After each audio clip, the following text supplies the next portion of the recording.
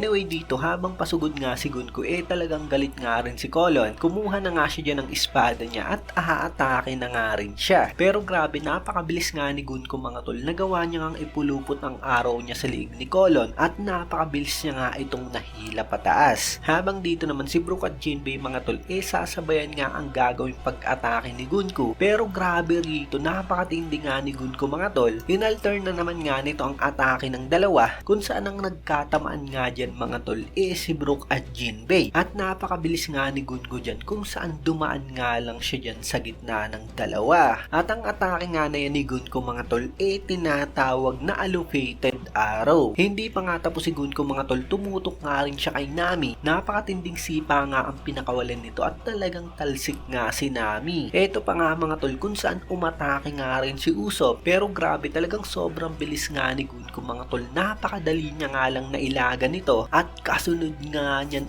ayan na nga, bagang. Grabe nga to mga tol, sapul nga ng tuhod ni Gunko ang mukha niyang si Usopp. Kawawa nga dyan si Usopp mga tol, namuti na nga lang ang mata niya at talagang luwa nga ang dila. At mula nga dyan mga tol, talagang wala ngang nagawa ang mga Straw Hat at nakuha nga ni Gunko ng sapilitan niyang si